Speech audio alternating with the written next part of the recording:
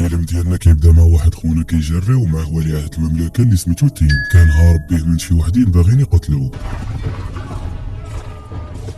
ملي حس بهم قربوا ليهم لاحقين في الغابه باش ما يشدوهش، وكنشوفوا خونا ضحى براسو باش ولي العهد يعيش. دوز تينك شي ايام في الغابه، جا واحد النهار واحد خونا سميتو ماكس كان دايز من تما هو ورجالو، وما يشوفوه داوه دار جهدو كامل باش يهرب ليهم، ولكن بحكم هو مازال صغير كان مازال ضعيف، غلبوا عليه وهما يداو لواحد البيت وتما كبوا عليه الدم. من بعد داو باش يهبطوا في الحفره ديال التمساح. هاز تينك واحد الحجره في يدو ويضرب بها ماكس ملي كان باغي يلوح. كان واقف تما الزعيم ديال القراصنه اللي سميتو شير واللي عجباتو القوه والشجاعه ديالو.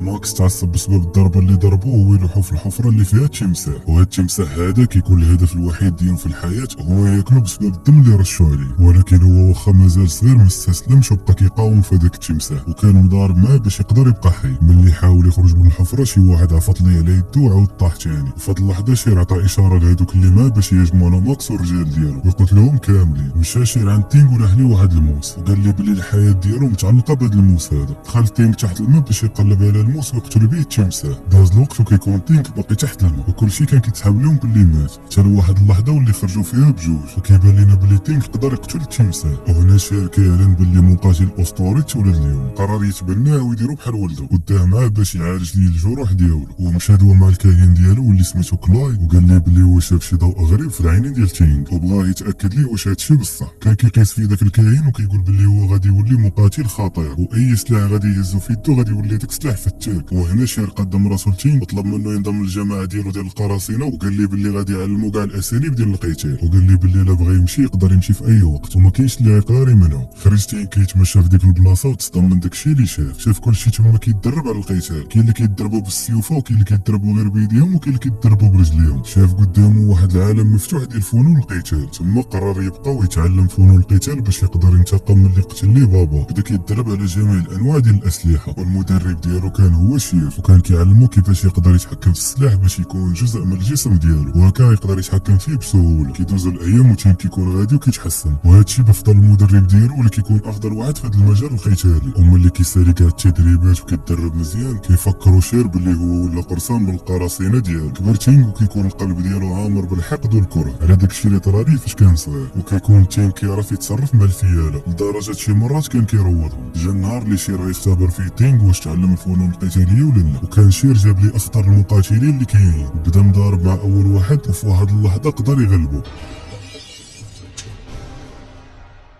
دخل المقاتل الثاني واللي كيكون حتى هو من اخطر المقاتلين، بداو مضاربين بيديهم دقه فيا دقه فك، وتينغ قدر يغلبو حتى هو.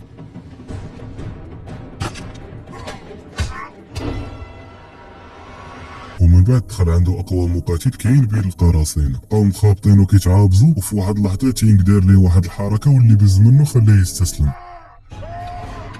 موراها كيبان شير فرحان بتينغ بزاف وطلب منه يدخل واحد الكهف باش يثبت باللي هو عنده الصحه والسلامه العقليه، وقال ليه باللي الا نجح في الاختبار وقدر يخرج من داك الكهف غادي يكون هو اقوى مقاتل كاين على وجه الارض. دخل تينغ لذاك الكهف ولقى واحد السيده جالسه كتبكي تما. ملي مشى عندها باش يشوف مالها ويعاونها غفلاتو ويتهجم عليه وكانت بغات تقتلو. كيعاود يبان شير ولاح ليه واحد الموس من الفوق، هزو تينغ وهو يذبح بيه ديك السيده، وهنا كيكون نجح في الاختبار الاخر. مشى وقف شير قدام الجماعه ديالو كامله وقال لهم بلي تينغ هو اللي غادي يشد ليه بلاصتو وهو اللي غادي يكون القائد مورا الموت ديالو، وهادشي بسبب الكفاءه والقوه ديالو حيت هو كيستاهل. عطاه واحد الخنجر، وهنا كنشوفو تينغ فرحان بزاف وكيكون ممتن لداكشي اللي دار مع شير، خصوصا انه ردو مقاتل اسطوري وخطير. خرجوا في واحد المهمه وكانت بالقياده ديال تينغ، ومشاو هجموا على واحد القراصنه اخرين، وكنشوفو تينغ داخل وسطهم وكيشغل فيهم واحد بواحد، وكانوا كيجيو ساهلين. من بعد كنشوفوهم تجمعوا عليه ولكن قدر يغلبهم كاملين، وما كانش كيلقى صعوبه في القتال سواء كانوا شويه ولا بزاف. ولكن في واحد اللحظه شاف التمثال ديال الاله ديالو، وهنا تفكر هذاك الشيء اللي طرا ليه فاش كان صغير. وكنرجعوا للماضي وكنشوفوه مشى لواحد القريه جديده هو وعائلته بسبب الانقلاب اللي طرا في القريه ديالهم، وحيت با هو واحد من القاده الربعه ديال الجيش ومعرض للخطر قرر يخلي ولده تينغ عند واحد الكاهن في ديك القريه، حيت الا طرات ليه شي حاجه ولده هو اللي غيكون الوارث ديال العرش. وحيت الملك سينا بغى يقتل تينغ باش يكون هو الملك الشرعي ديال البلاد. ثم تلاقى تينغ مع واحد البنت واللي قالت ليه باللي والديها ماتوا، ومن داك الوقت الكاهن هو اللي مكلف بها. موراها مشى عند الكاهن وقال ليه باللي هو باغي يتعلم يستخدم الاسلحه، وهادشي باش يقدر يعاون بلادو في هذا الوضع اللي كدوز منه. تما الكاين سولو شنو نوع السلاح اللي باغي يستخدم باش يعاون بلادو، وقال لي سير حتى تفكر مزيان عاد اجي جاوبني. كنراجعوا للحاضر كنشوفوا ماكس اللي باقي كيخطف الناس وكيبيعهم على انهم عبيد. وملي كان كيضرب في واحد المرة شي واحد شير عليه بقرعه ديال الفخار، تعصب بزاف وبقى كيضرب في كاع هذوك الناس اللي كانوا تما، حتى لواحد اللحظه هو يشوف هذاك خونا اللي شير عليه.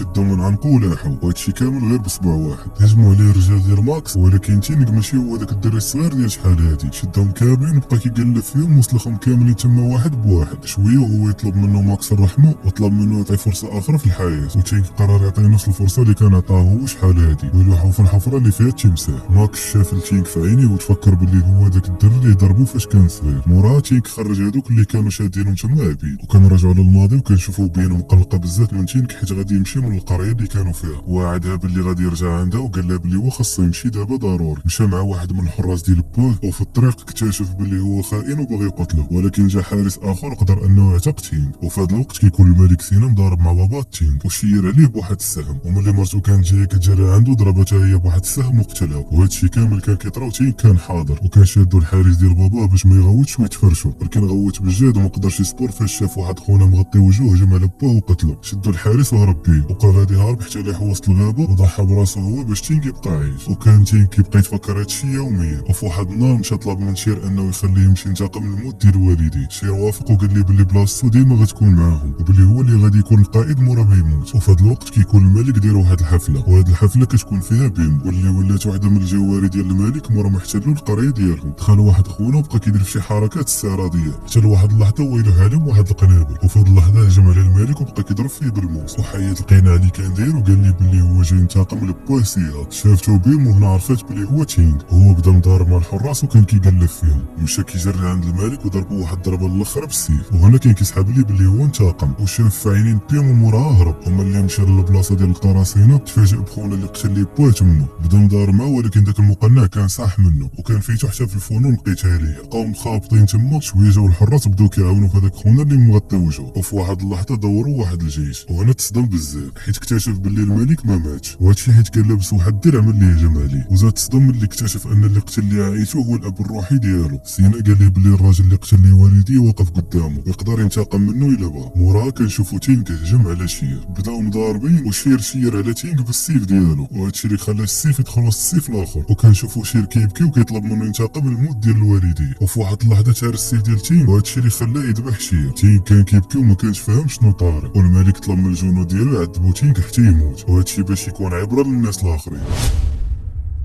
حتى لهنا كيسالي الفيلم ديالنا. ما تنساوش لايك وكومونتير وبارطاجيو الفيديو مع صحابكم. تهلاو ليا في راسكم، نتلاقاو في فيلم جديد ان شاء الله.